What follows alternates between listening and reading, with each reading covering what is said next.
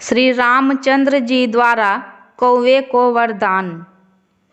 रामदास बोले, एक दिन जब श्री रामचंद्र जी बहुत मनुष्यों से घिरे अपनी सभा में बैठे थे, तब अंगूर की लताओं में बैठे हुए एक कौवे पर उनकी दृष्टि पड़ी, जो एक ही नेत्र से दोनों नेत्रों का काम ले रहा था।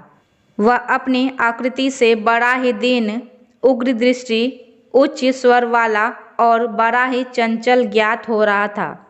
रामचंद्र जी ने देखा कि वह बारंबार मेरी ओर देखता हुआ काँव काँव कर रहा है। यह देख उनके हृदय में दया आई और वह अपने पूर्व क्रोध को याद करते हुए बोले, आ यहाँ मेरे पास आ।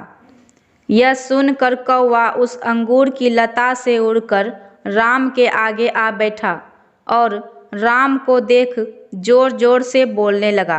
राम ने कौवे से कहा, तू अपने नेत्र के अतिरिक्त और जो कुछ भी वर मांगना चाहे मांग ले।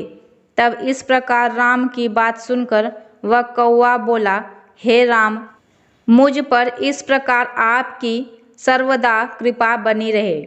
मैं इस लोक में सुखद अन्य वरदानों को लेकर क्या करूँगा। तब कौवे की इस बात को सुनकर रामचंद्र जी ने कहा, किसी भी दीपांतर में होने वाले भूत भविष्य तथा वर्तमान की सब बातें तेरी आँखों के सामने विद्यमान रहेगी। मेरे वरदान से तुझे सब कुछ ज्ञात होगा। यात्रा में मनुष्य सर्वदा तुम्हारा शकुन देखेंगे।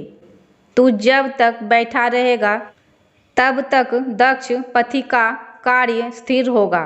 तू चलता रहेगा तो उसका कार्य शीघ्र पूर्ण होगा।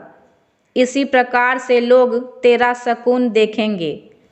ग्राम प्रवेश तथा गृह प्रवेश के समय तुम जिसकी दाहिनी ओर से निकल जाओगे, उसके लिए वह मंगल कारक शगुन होगा।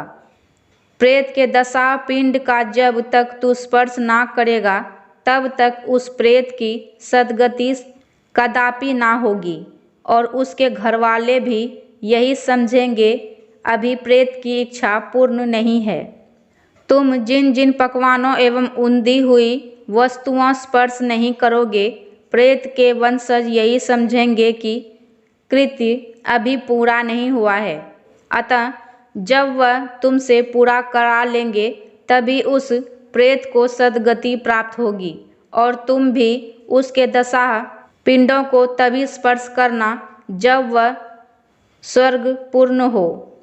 दूसरा वरदान यह है कि जो लेखक लिखते समय भूल जावेगा, वहाँ पर वे तुम्हारे पैर का चिन्ह बना देंगे। तब पुस्तक में तुम्हारे पैर का चिन्ह देखकर लोग समझ जाएंगे कि यहाँ भी कुछ भ्रम है। इस प्रकार उस कौवे को वरदान देकर रामचंद्र जी मौन हो गए।